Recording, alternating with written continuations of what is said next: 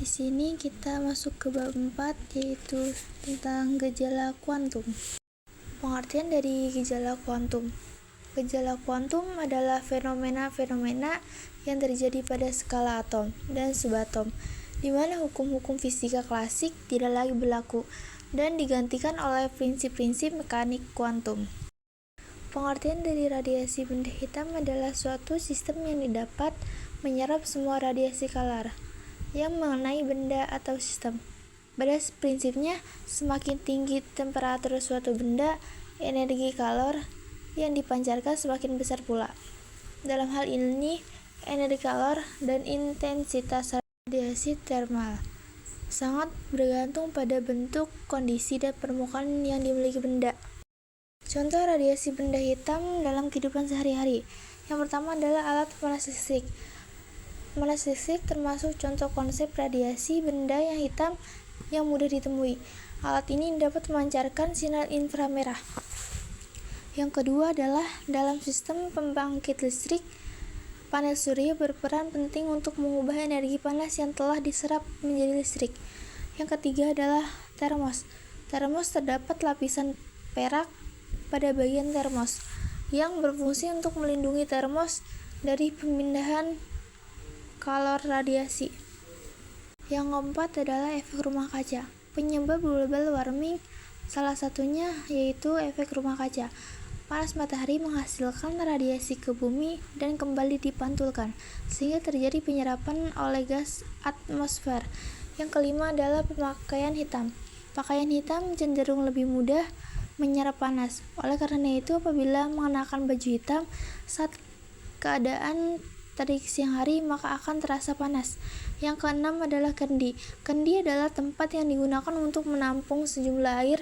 Benda ini dapat umumnya berasal dari bahan tanah liat. Pengertian dari efek fotolistrik adalah pengeluaran elektron dari suatu permukaan yang biasanya dari logam. Ketika permukaan itu dikenal dan menyerap radiasi elektromagnetik seperti cahaya tampak dan radiasi ultra ungu yang berada di atas frekuensi ambang tergantung pada jenis permukaan. Ketika sebuah foton bertabrakan dengan sebuah elektron, foton melepaskan sebagian energi kepada elektron tersebut. Akibatnya, radiasi tersebut tersebar dan panjang gelombangnya meningkat. Penerapan efek fotolistrik dalam kehidupan sehari-hari pertama adalah kalkulator. Kalkulator menggunakan energi cahaya untuk menghasilkan listrik. Yang kedua adalah dubbing film. Suara dubbing film direkam dalam bentuk sinyal optis diperpanjang pinggiran keping film. Yang ketiga yaitu kamera CCD dan pemindai kode batang atau barcode. Dalam fisika kuantum, dualisme gelombang partikel menyatakan bahwa setiap entitas kuantum dapat diamati sebagai partikel atau gelombang tergantung cara pengamatannya atau perlakuan terhadap entitas tersebut dalam eksperimen atau percobaan yang dilakukan.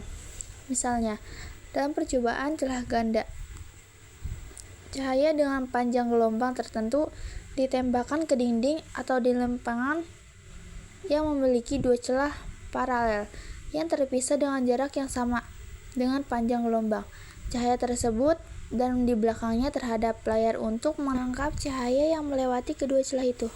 Beberapa contoh dualitas gelombang partikel meliputi eksperimen celah ganda yang menunjukkan bahwa cahaya yang berperilaku seperti gelombang atau partikel tergantung pada pengaturan eksperimen.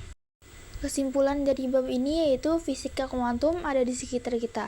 Kepingan CD yang kita pakai untuk mendengarkan lagu-lagu atau film-film favorit kita, kereta api super cepat di dunia, sel surya pada kalkulator kita, daun-daun hijau yang sedang melakukan fotosintesis di taman api unggun yang dibuat oleh anak-anak pramuka, lampu gas argon berwarna putih yang dipakai di rumah-rumah, dan segala sesuatu yang kita lihat dalam kehidupan nyata yang tidak kita sadari dari mana benda itu bisa tercipta.